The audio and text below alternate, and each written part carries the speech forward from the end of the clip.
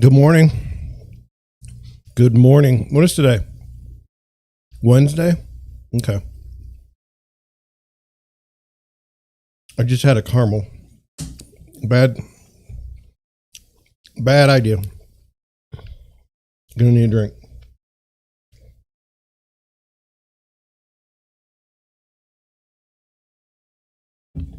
So, in our About Me segment today, one of the things you might not know about me was that when I get up in the morning, I like to have a soda, preferably Dr. Pepper. And then I like to have something sweet like a caramel or something. I don't eat breakfast. And then normally by 11:30, I'm just hangry. And then I'll eat something terrible for me. And it'll be so much that I eat that then I will not want to eat dinner. And this happens every day. I'm not proud of it. This is what happens. I just remembered something I wanted to talk about.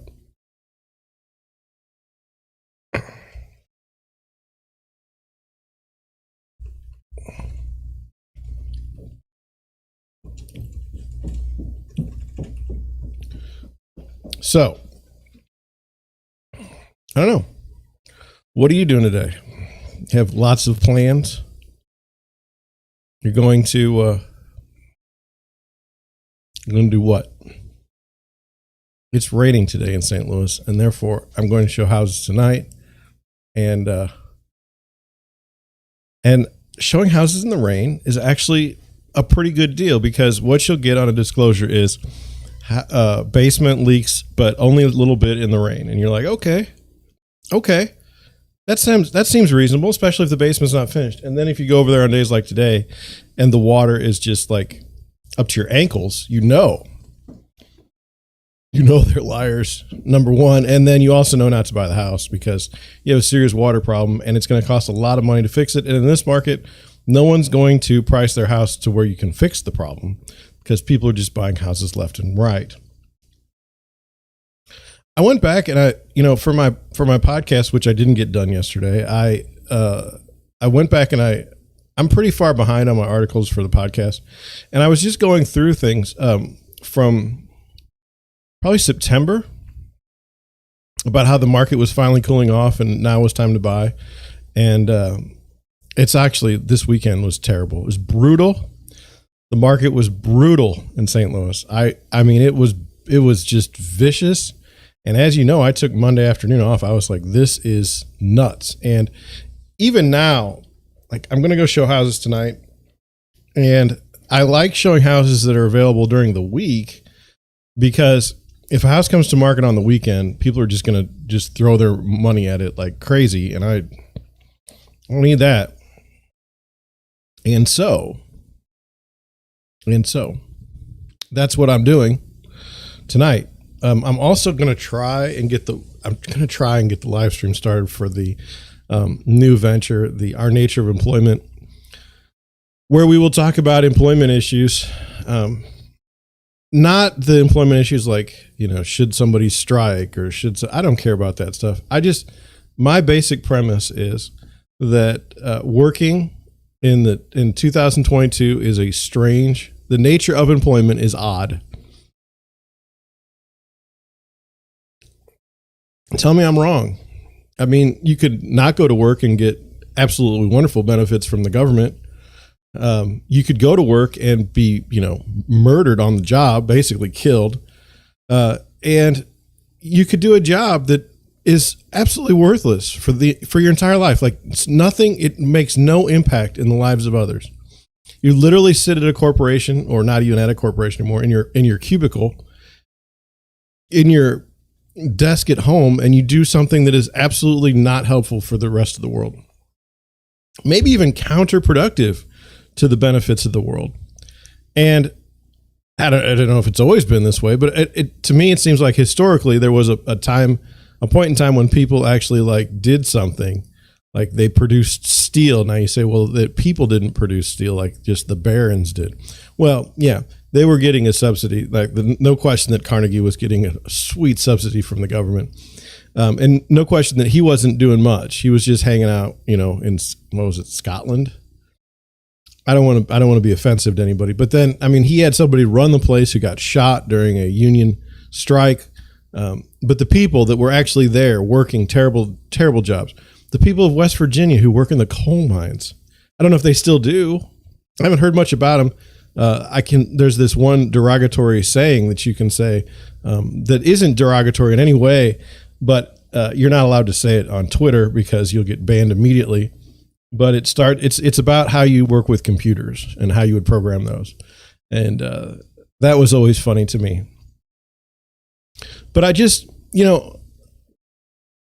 somehow it's, to me, undefined employment. I've never been good at it.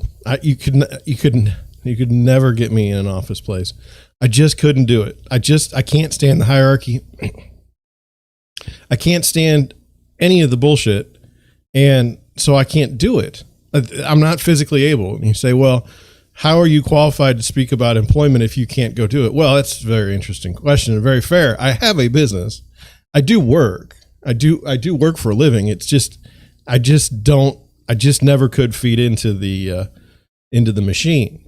And I don't want you to think that I'm disrespecting those who do go to the machine and work. I just don't want to be a part of it. And I never have. And I tried. I have my MBA.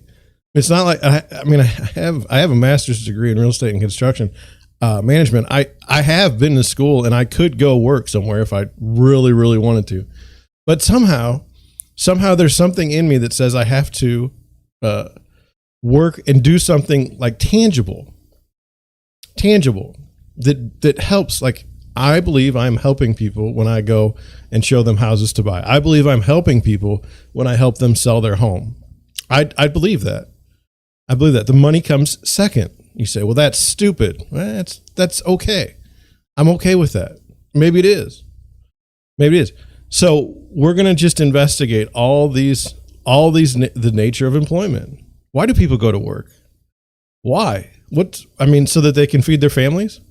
There's nothing wrong with that, right? That seems to be a pretty good logic. What if they don't have a family? Now it gets a little weird. No. Well, maybe they want to go do things. Well, okay. To me, it's always been fascinating. People work because they have to. Some sort of enslavement. Is that an indentured servitude? Right now we have a problem with the economy where people aren't working $12 an hour jobs. And it's like, how dare these people? How dare them? Why don't they go to these terrible jobs? Oh, it's a mystery. Really a mystery. It's, I think I don't know. I think there's some aspect of employment explains how one navigates the society in which we're in. It's timely. We're going to talk about my own family's history with employment, and we're going to talk about that whole vision that's totally wrong, that doesn't exist anymore. And we'll just go from there. And look, is it going to be perfect? No. But it's going to be me, and we're going to talk about something completely different than real estate. For how long? I don't know. Thinking about going an hour just to start. I'm going to bring in all new stuff. If I don't get it done today, I plan on having, the YouTube channel is going to be Our Nature of Employment. I've already got that set up. I know I can stream on it. I've gotten permission to stream on it and everything set up. I don't have any of the graphics for the page. So I have no profile picture, and I have no banner for the YouTube page. So that's not done. I don't have any of the words, like the keywords in, so no one can really find it. And I'm going to transition to different streaming software because I'm going to start having guests at some point in time, and I can't have guests right now with my current setup because I don't understand it. I'm being perfectly honest with you. So I don't know how the stream's going to go tonight. It may be terrible. I don't know. I don't know what I'm doing. There's going to be all kinds of stuff, but we're going to work through it. And if it doesn't work tonight, we'll try it tomorrow. And if it doesn't work tomorrow, we'll try it the next day. I know I have to show houses from about 6 to 8. So I was planning on coming around. I'm not even gonna set up like when I'm coming on. It's just gonna be a practice run tonight. Get things in order just to get started. I've noticed one of the hardest things to do is to start something, and then once you get it going, it's good. Now my schedule is ridiculous. You know that there's no way I can get everything done that I need to do daily. So I mean, this is a problem. Let's not kid ourselves. We've got issues that we need to work out, but hey, at the end of the day, we'll get this figured out somehow. But anyway, why are you doing this? I feel like I have a need. I feel like I need to explore this more. Am I going to know the employer?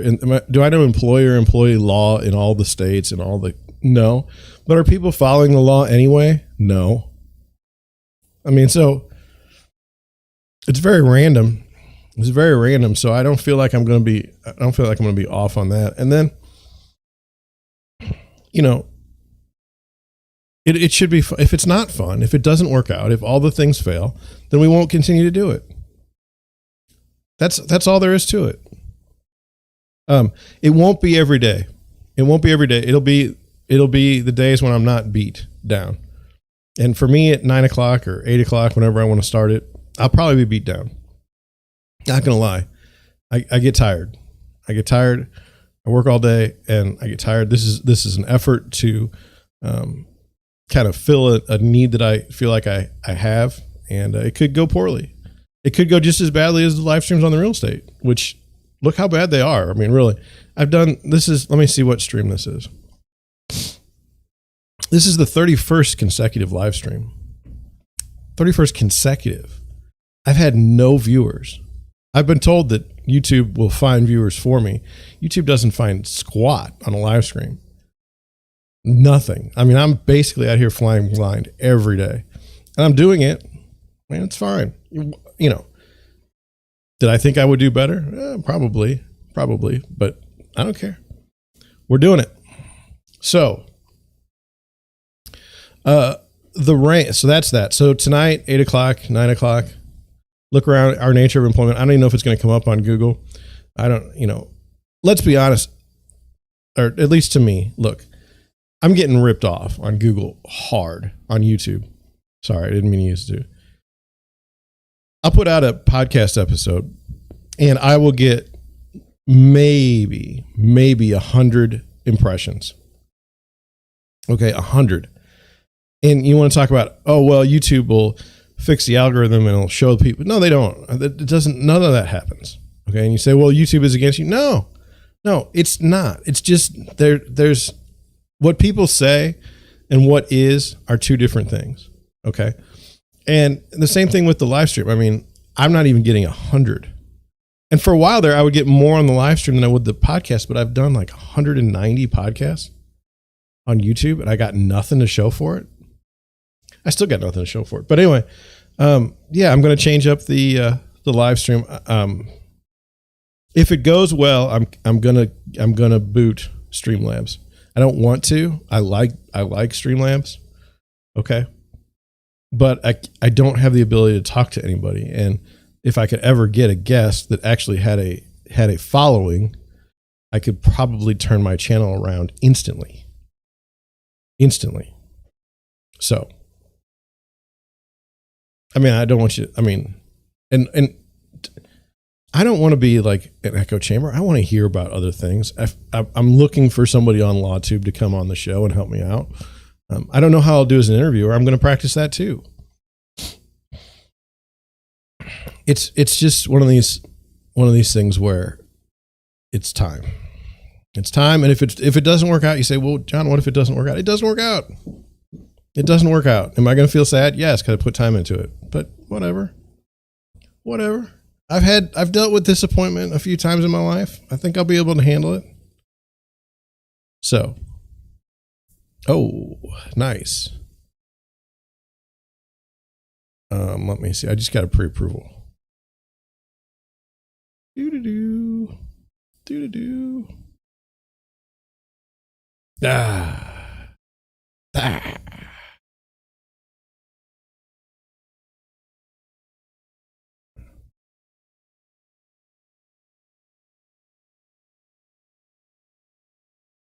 Interesting. Going to be tough. Going to be tough on that number, but I'll do it. So you say, what are you talking about, John? Well, do you know what a pre-approval is? Pre-approval is what you get before you go looking for houses. You say, no, you just go look for houses first and then you get a pre-approval. No. I've done this long enough. Okay. Someone calls you, said, I want to go buy a house. You say, okay, what are you thinking? And they'll say, well, I'm thinking I'm going to buy a $500,000 house. You say, no, we don't know that. That's not something, but you can say like, I want to have a 2-car garage. That's fine. But there's none of this, I want to buy I want to buy a $500,000 house. We don't have any sort of way to prove that. Now you say, well, John, what if they give you a bank account with $1 million in it? And you say, okay, well then fine. But most people, even millionaires, and I know like 4 of them, which is, I don't know. I feel pretty good about that. And a millionaire isn't, I understand it's not as great of a deal as it was, 40 years ago when I was a kid, but it's still something. So anyway, then they get mortgages. They're not dumb. Right now, the mortgage rates as they're creeping up are causing it to be kind of dicey. But it is what it is. We'll be okay. So I got a pre-approval for a buyer. And do you want to go into that story? I think we should. Well, we're going to have to do it in a way that doesn't do identities or anything. But let me say this. Let me start on a general premise, and then we'll go from there. And my general premise is this. I'm a real estate agent. Okay. I get walked over all the time. I get people doing really, really mean things to me all the time. If it's not real estate agents themselves, it's buyers and sellers. And you say, well, John, what kind of mean things would people do to you? Well, how about sending me out on a listing call when there's no chance of me getting the listing ever, but they're just wanting to see what the price is so they can list it for sale by owner? That's one of the mean things somebody will do to me. I had one lady who called me out on a listing appointment only to sell the house to her sister in a weird deal that was totally, I spent all this time getting all this stuff in order, and then she just was like, okay, well, I've always wanted my sister to move here. And so she's going to move here. And it was like the house next door. She had been friends with an old lady and watched her die so that she could get the house. So that wasn't very nice. I've had friends say they're going to use me and then not use me as agents. I've had people that forget about me as an agent. I have people that, I don't know how many people ghost me. That doesn't happen very often. I have never had somebody really trash me after a deal either, not like buyers or sellers. Never had that happen. But I mean, I've had like close friends not use you, vicious things. And my wife sees it, and the family sees it when I get robbed, essentially, or when something goes poorly for me. They see it because I live it. But I don't know, at a certain point, like at a certain point, you get kind of used to it. And it's like, it doesn't hurt as bad. It's really, you kind of get numb to it. I'm serious. But one of the things that I've always been uncomfortable doing, and I can't say I've ever done it in my career, is if things go bad, I typically won't lash out at someone. So like, even if a buyer does really bad things, or even if somebody lists something and does a really bad thing and it was bad to me, I will not say anything about it. Not because I'm embarrassed, not because I'm, okay with it, but like you've shown your cards to me. Okay. You've shown your cards. You've shown me who you are. And by definition, we're not friends because you did this to me. Okay. And I watched you. And what all that means in my life is, look, next time something happens to you and you need help, call someone else. That's it. That's all there is. It's not some sort of vicious need to confront you over your work. There's no need for payback. There's nothing. It's just next time you need something, I'll make sure to be busy the day you need my help. That's all. That's all. We can still talk. We can still be friends, but just don't expect it because it's not coming. So that's how I deal with it. And I know, like, at this point, I know who my friends are, right? And you say, well, John, you don't have any friends. Well, stop. I have people I trust. I don't go hang out with a group of friends. It's just not who I am. But anyway, I had an incident. I've told you about it, and you can piece it together, where someone listed a house and I didn't get the listing, and we were cool. I'm like, what?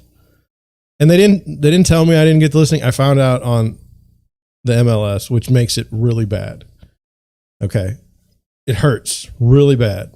When you have friends, you know their address, you know their house, and you know they listed their house without you, it hurts. Just saying. So then what did I do? Well, I didn't do anything because that's who I am. I'm not going to do anything. It's not worth it. It's not worth it. You've already lost the listing. They aren't going to say, like, this, like, let me help out other agents out there. When someone has listed their house with someone else, you want the validation. You want them to say at some point in time, oh my God, this was the dumbest idea ever. I really should have used my friend. Okay. People don't do that. People don't do that. Okay. They will never admit to you that they screwed up. They're not going to do it.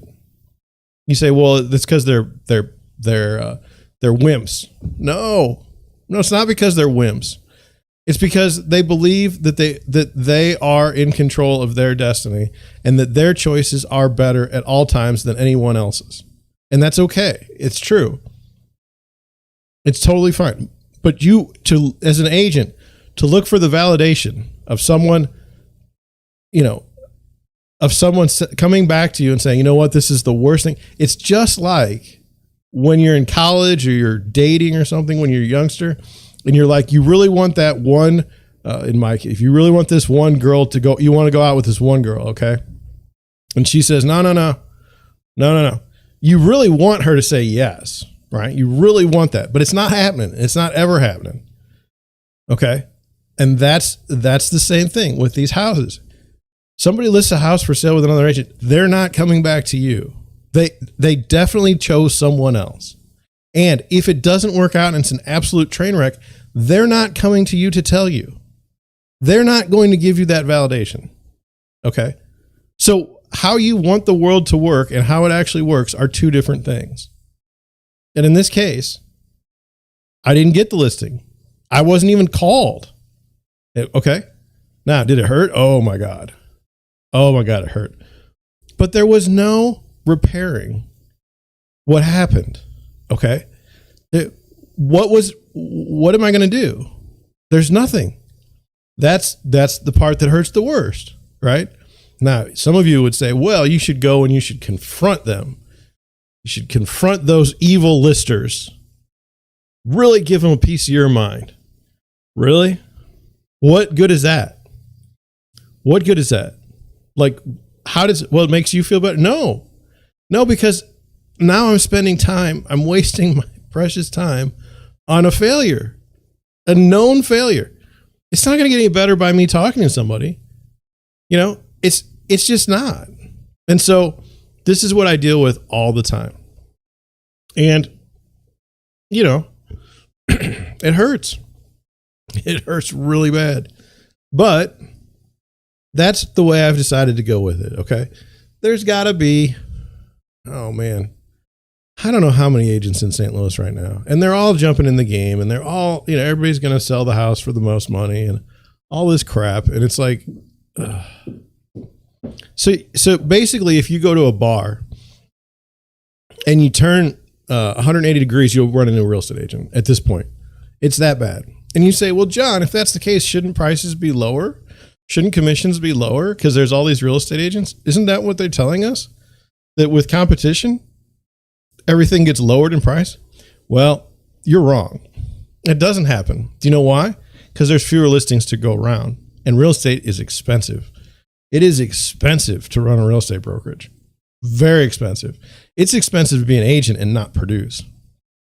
Okay. So you've got serious problems. So, you can find an agent anywhere. Okay. God, if you were to call Zillow right now, I can't imagine what I will call shitstorm of calls you will get from the agents that are in desperate need of listings. Because, I mean, let's say somebody used to list 10 houses a year. That's the average in St. Louis.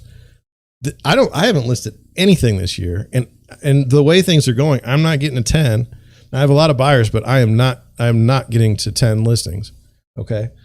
Well, why not? It's because everyone else is listing things. Well, if I can't list 10 houses, I don't have that income. And so when a house comes up to list, I can't cut the rate. And you say, well, what if somebody else comes in and cuts underneath it? Then they do. It doesn't matter. I can only do so much. So the idea that competition, that more real estate agents, an open platform is going to make commissions go down is 100% wrong. It's 100% wrong. Why? Because people can't live on the money they make in real estate in these times. You say, well, that's not true. There's a lot of big companies making less money. That's absolutely right.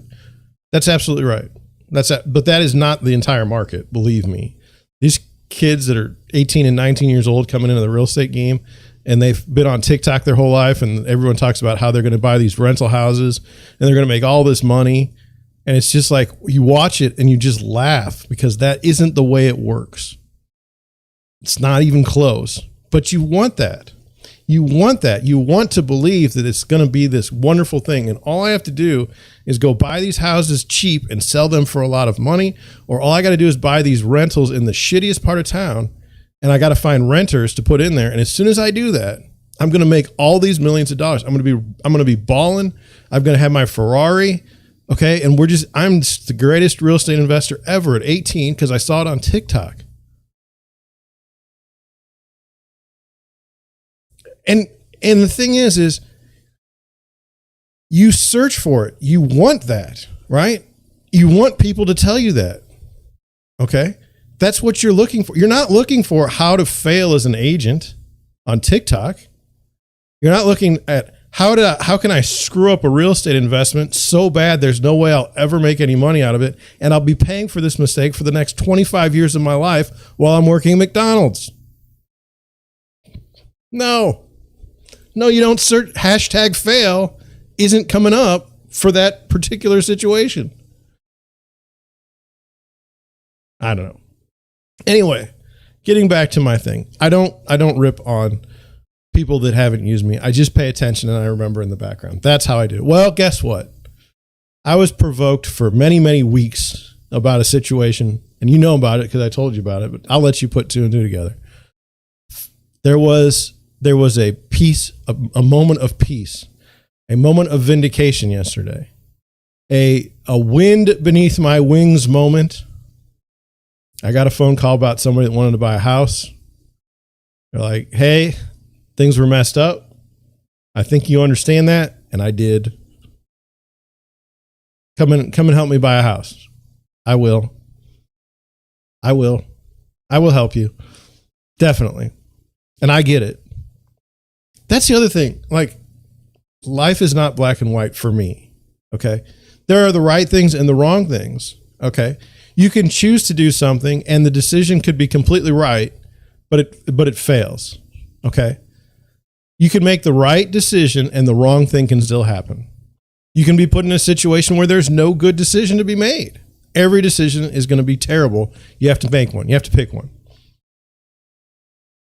That's the way life goes, right? Well, that particular thing fixed many weeks of anger and sadness in my real estate career. And I don't have it 100% accurate yet, but I'll tell you, like, the knife was in my back and it was being twisted. Okay. It was bad. It was bad. So for me to be able to come to you today and tell you that a little better is, you know, there is cosmic justice. You want to believe that there isn't, but there is. It just doesn't happen the way you think it's going to happen. and it doesn't happen the way you want it to happen. And so, but my lesson, what I want you to know, I think I messed up. I think I got something messed up here. Okay. What I want you to know is that if you're in sales, you don't go flaming people. Don't use the nuclear option. It seems so obvious. It seems so obvious to do it at the time, but don't. You're not going to get where you want to go by being that way. In real estate, at least, let me go through this one. In real estate, you are a humble servant. You are a humble servant to your client. And to act any other way, people, a lot of real estate, a lot of people I see try to position themselves as real estate counselors and not as real estate agents to hide from the fact that they're actually they're commissioned salespeople, and they need your money to survive. I don't consider myself a counselor. I'm a real estate agent. I'm not upset about that. I'm not going to counsel you on real estate. I'm going to counsel you on, this is what you should do. This is what you shouldn't do. Okay. But I'm not going to call it a counsel. I'm not a counselor. I don't have my social work license. It would help probably in this business, but I'm not ashamed to tell people that, yeah, I want you to buy a house. I do. I want you to buy a house. Does that make me a bad person? Because I want you to buy a house that you also want to buy? Our values are very much aligned in this. Now, I want you to sell your house. Well, if that's what you want to do, I will help you sell your house. Yes. Values also aligned. Okay. That's where it starts getting dicey in the real estate game when people talk about employment. I get paid when you buy or sell a house. That's the only time I get paid. Okay. Now, as an employee and working for a company, and like 10 of you decide you want to buy or sell your houses, and I'm working there at the company, and that's how I get paid, only through just doing the real estate business. Doesn't really matter if you buy or sell a house because I'm still going to get my paycheck. Now our values are not necessarily perfectly in line. Now, don't kid yourself. I mean, will a real estate agent that's a shark absolutely eat you alive to get a sale? Yes. Yes.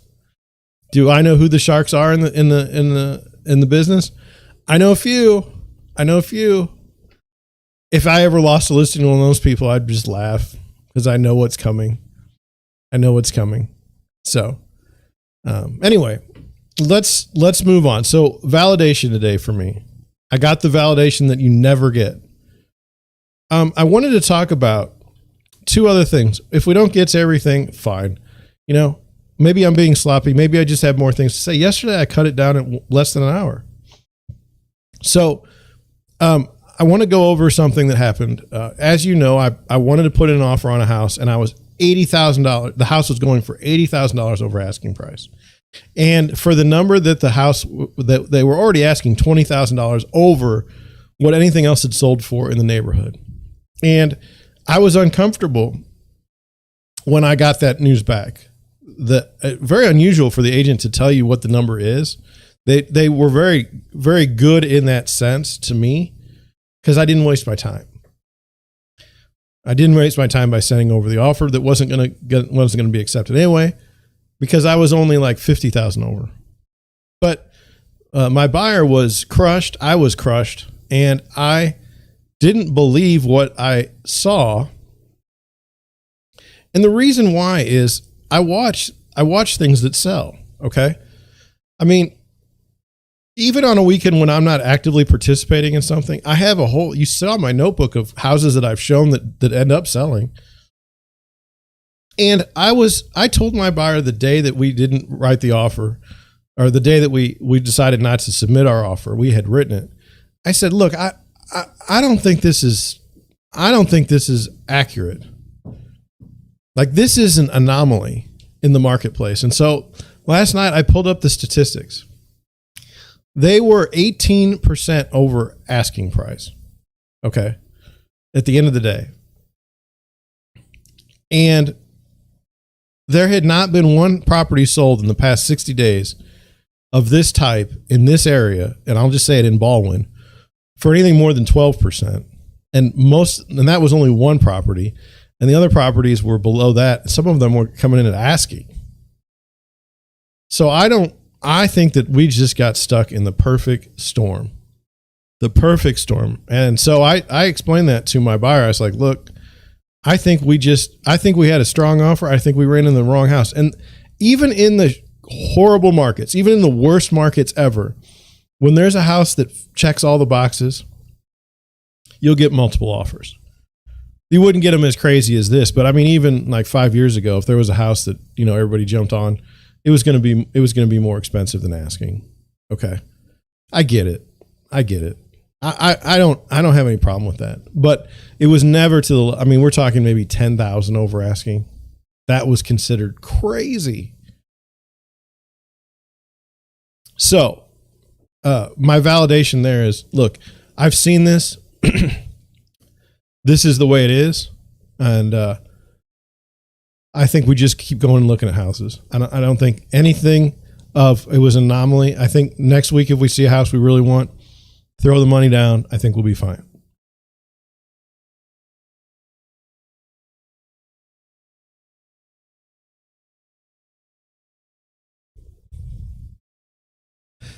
I gotta check something. I'm sorry. Okay.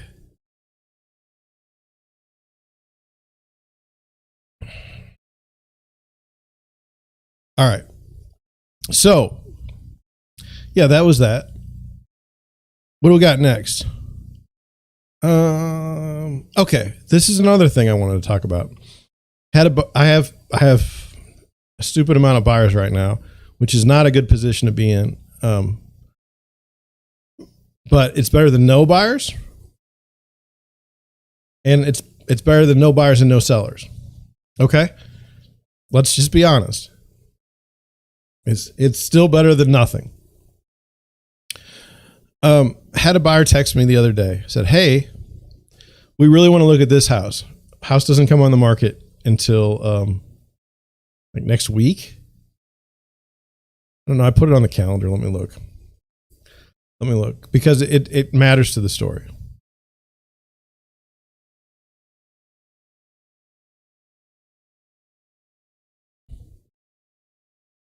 It was some ridiculous time. Oh yeah. It doesn't show until the 9th. Okay. So for me, that's an eternity. So, anyway, there's a house that I showed in this area. Okay. And it would be perfect for these buyers. And it's the house that they sent me has one picture. It's priced for a certain price with one picture, coming soon. They text me and say, hey, I want to see this house. I said, okay. Then there's another house that I saw on the same block, physically saw, hasn't gone pending. Okay. Same price, pictures of it. And I've been in the house. It's a great house. It has a small kitchen. Perfect for young buyers though. Perfect. I send it to him. I say, look, this house here hasn't sold. This house here is going to be first weekend stupid price. You got a better deal on this other house. We should go take a look. Physically go take a look at the property. Don't look at the pictures. That's stupid. Those lie all the time. And text me back. Oh no, we don't like the way that one looks. It's like, you're so not going to buy a house this way. You're going to pay $20,000 more for a house because you refuse to go look at another house. I mean, the attributes of this home, I mean, it's ridiculous. So shame, but you can't do anything. I can't tell them that they're absolutely wrong. I mean, I'm trying to intimate. I don't know if that's the right word because it comes across as intimate, and I'm not trying to be intimate with my buyers. Doesn't make any sense. Intimate meaning I'm trying to give them a hint. I don't know. I'll look it up. I'll look it up on a different screen though, because I don't know.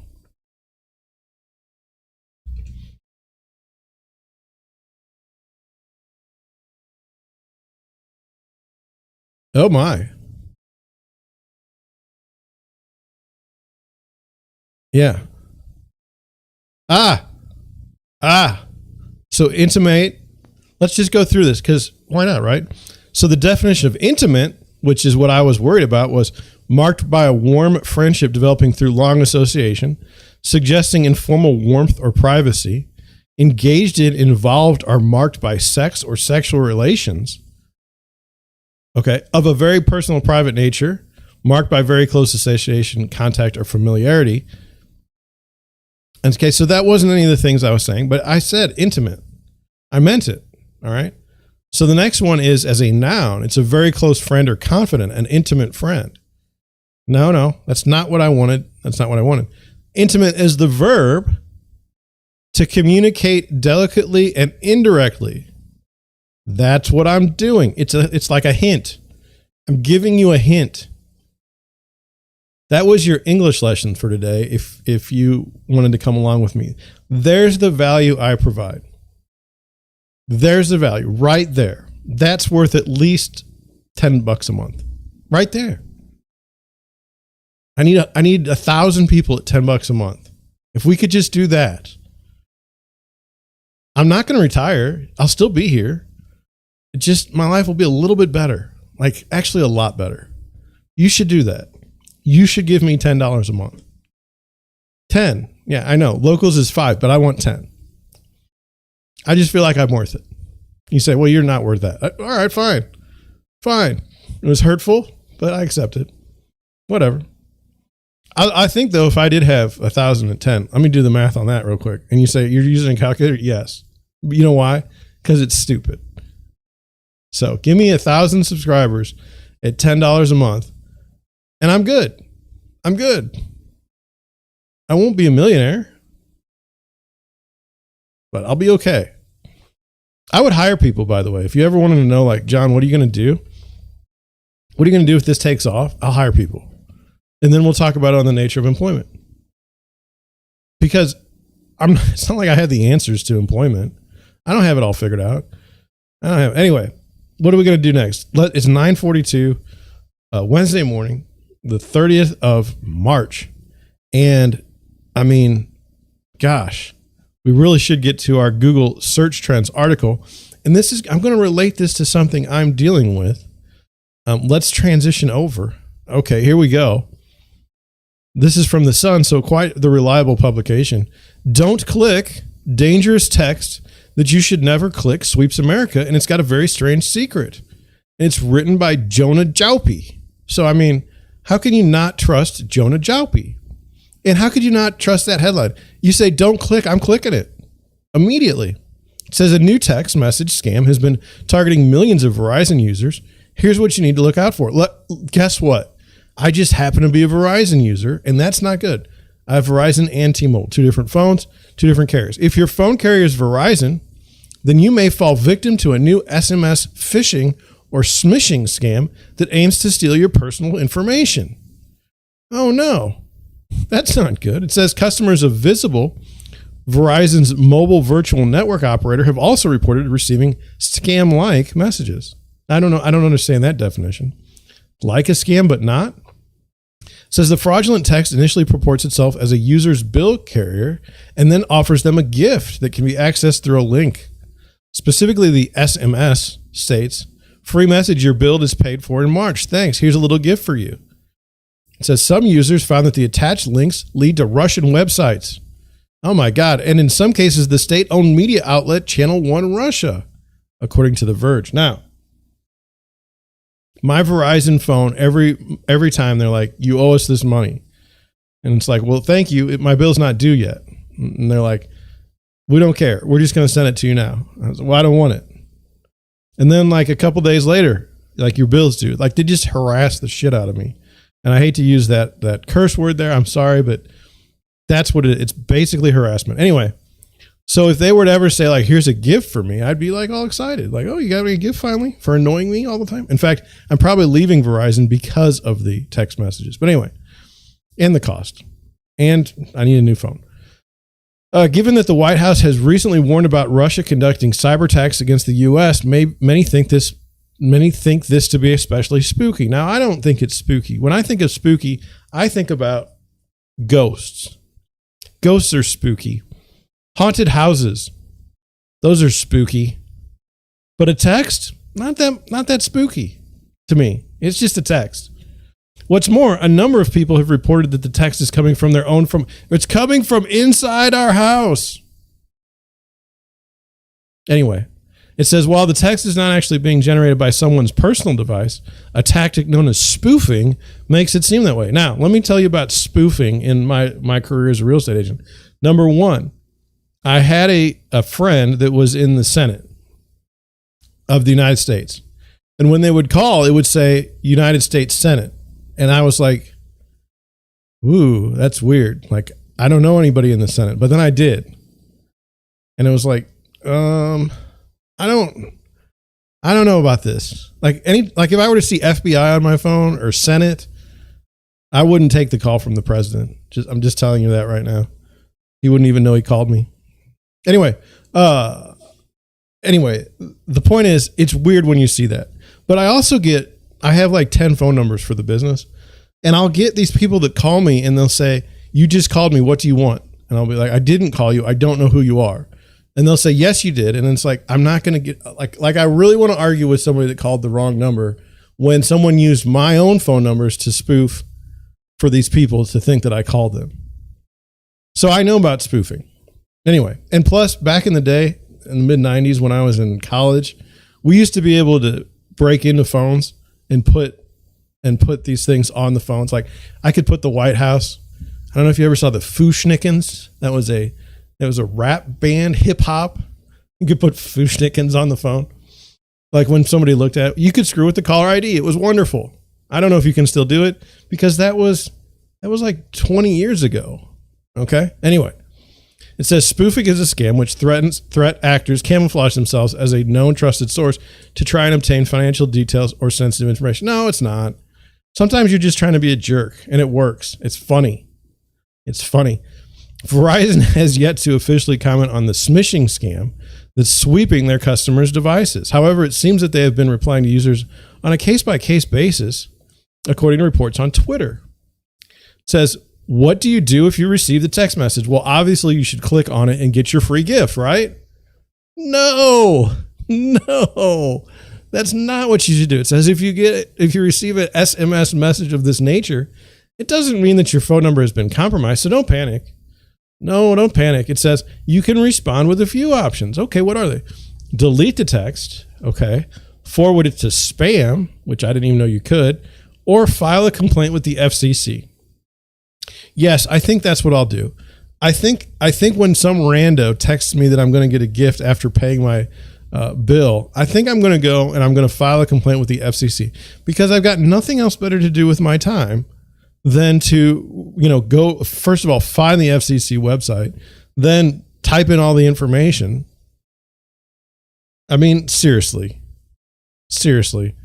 I'll just delete the text. Anyway, it says experts advise to never click on any links attached to texts from unknown or suspicious senders. Oh, 100%. Really? You needed you needed a article to tell you that. You know who gets scammed in these? Old people. Old people, and it's sad. They take advantage of old people, and there's nothing anybody can do. It's sad. That's the case. That's what it is. I'm going back to my base frame. Now, see, I don't know how I'm going to be able to do this in the news. I don't even know how the new streaming service works that I'm going to be on tonight. I've said this, but it's the more and more I talk myself out of it as I'm speaking. But anyway, so like if you have a Verizon phone, but really any phone, and here's how bad it's gotten. Like on Facebook Messenger, which is just an armpit of deceit. On Facebook Messenger, you'll have, like, I've had it happen to me twice. It's like, I'll get a message from a quote unquote friend on Facebook, and they'll be like, I can't believe he died. And there'll be a little emoji with a sad, oh my God, who died? And I'm like clicking that. Well, that's a scam too.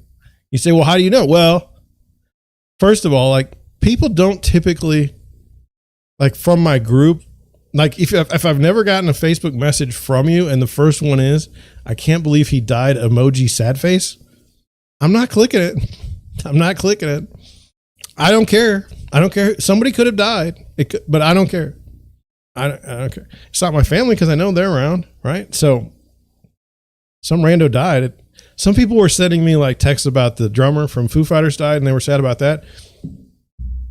I mean, okay. But I'm not clicking on any links. Not going to happen. And we get this all the time. Like, I'll get people that send me Facebook messages that say, are you a realtor in the area because I'd like to sell my house? Now, no one in the history of real estate sales has ever texted that to a real estate agent. Like, you clearly don't know the business because that's not happening.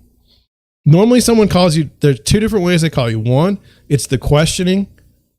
So they'll start questioning you like, hi, John, I got your name from so-and-so. And they'll tell you about their story. There'll be a narrative. I have a house to sell. I need to find an agent. Can you do this? Can you do that? That's normally how it goes.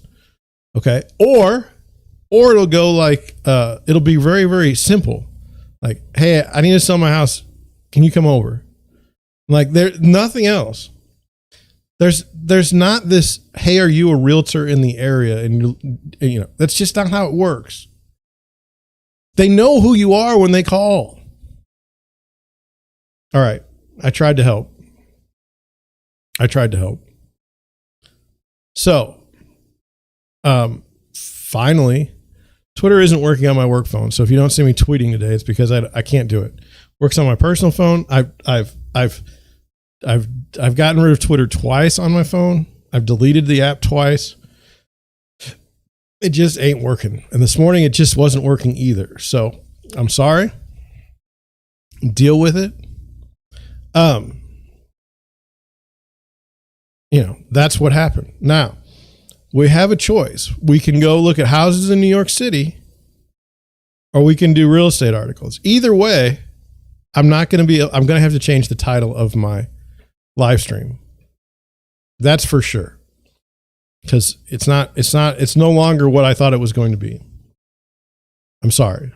I've failed. But here we go. Let's just get into it. It says, we'll go to an article. We'll skip the homes. We were going to go to New York today. We'll go to New York tomorrow. This is from Redfin. You know, they do wonderful research so that they can use that research to market their company and look legitimate. And they do a fine job of it. It says,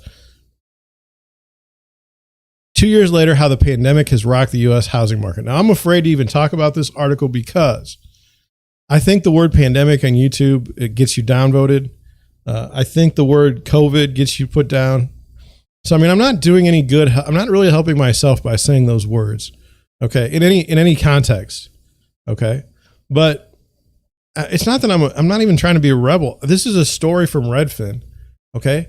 It's not even like, I have nowhere to go with this other than this is what I'm seeing in my world. How else would I approach this? Do I call it a mandemic? I mean, that seems kind of gross. Anyway.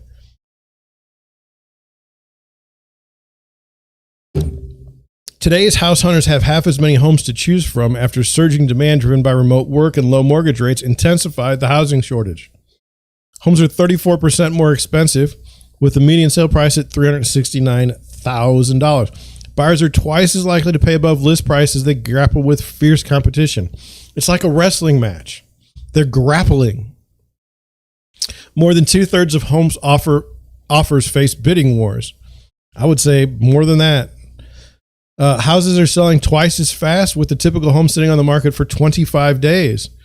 Nearly half of the homes sell in just 1 week, up from less than 1/3 before the pandemic. By the way, the market, anybody that tells you the market wasn't hot before the pandemic wasn't in real estate. It was hot then. It's been hot, I'd say, since like 2013, 2014. This is my opinion. I was in it.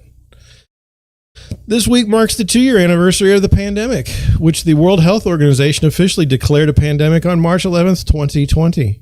Here's a look at how drastically the housing market has changed since then, unless otherwise noted. The data below represents the 4 weeks ended March 6, 2022, compared with roughly the same period 2 years earlier. It says buyers have half as many homes to choose from.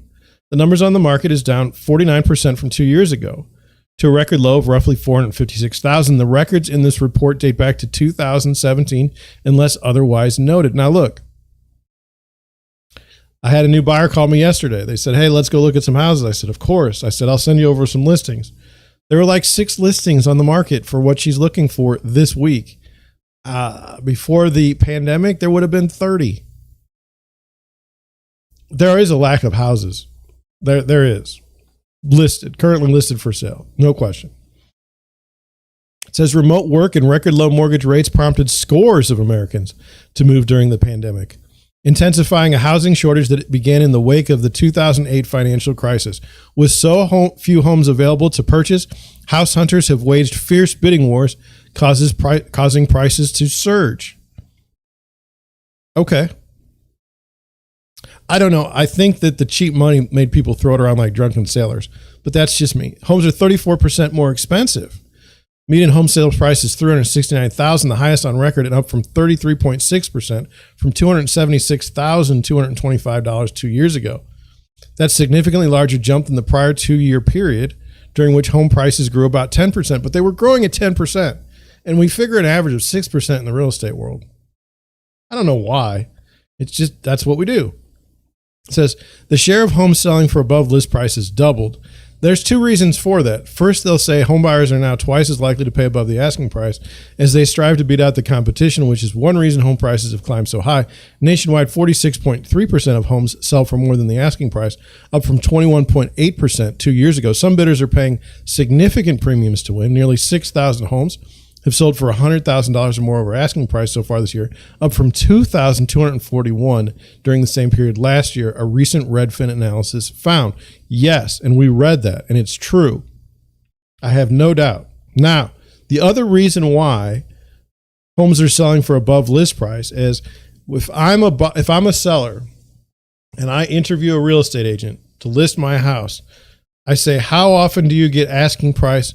But how often do you get above asking price? No, that's not where it happens. It happens in the statistics online.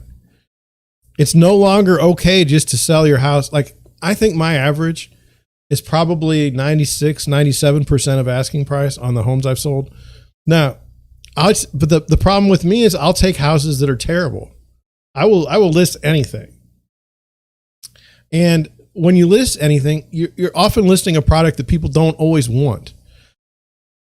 So, you know, that's where I mess up. Now, if you go over 100%, like if I have a cute house in Oakville, say say it's a 3-bedroom, 2-bath ranch in Oakville, and I come to the market at $225 right now, let's just say 1,200 square feet with a finished basement.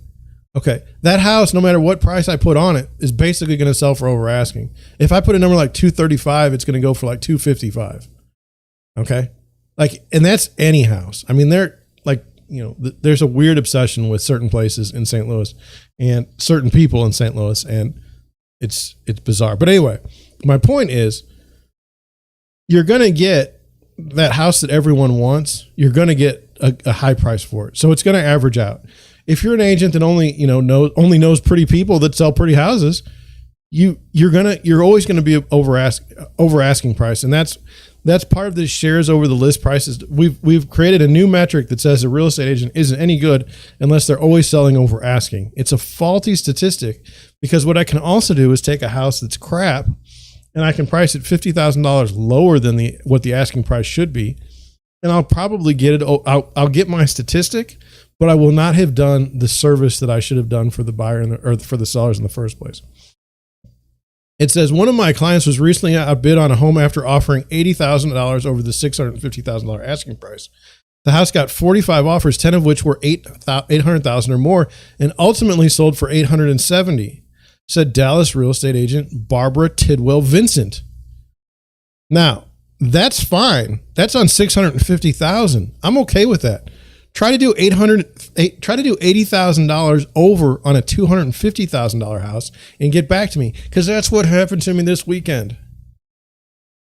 The buyers winning today are offering as much as 20% above the list price, waiving contingencies, and picking up the cost of title policy. Now, that wouldn't happen in St. Louis.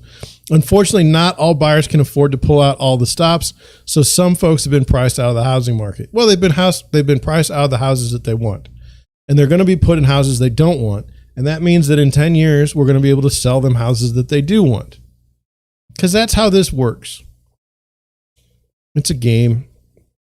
Houses are selling twice as fast. I don't know. Houses, like if your house is on the market for more than 10 days, there's something wrong. And it says a record share of home buyers face competition. A record 70% of home offers written by Redfin agents face bidding wars on a seasonally adjusted basis in January, the most recent month for which we have data. That's up from 33% in April 2020, the earliest month in Redfin's records. An offer is considered part of a bidding war if a Redfin agent reported that it received at least one competing bid. Nearly 1/3 of home buyers are looking to relocate. A record 32% of Redfin.com users nationwide look to move to a different metro area in January, the most recent period for which data is available. That's up from a previous peak of 31.5% in the first quarter of 2021 and significantly higher than before the pandemic, when about 1/4 of home buyers were looking to relocate. Now, this is something that I think is true, and I have even pondered it myself. I'm in St. Louis County. I don't know that I want to be in St. Louis County. I just don't. I'm not aligned politically here in any way. And you may say, oh, that means you're far right. No, I'm actually not. I don't like the politics here. It's quite closed off to anything other than left Democrat. So I don't, and that's okay if you're I've described myself politically as north. So good luck with putting me in a box, but I don't like that. Prices are ridiculous. The policies are terrible. Taxes are high, and it's just getting more and more full of people. And I don't particularly really like that. Now, am I tied here for the next decade? Yes. Yes, I am. So anyway, the most popular destinations in January were Miami, Phoenix, Tampa, Sacramento, and Las Vegas. Relatively affordable, warm metros topped the list and have only become more popular during the pandemic as people have left expansive coastal markets in search of lower prices and more space in the Sun Belt.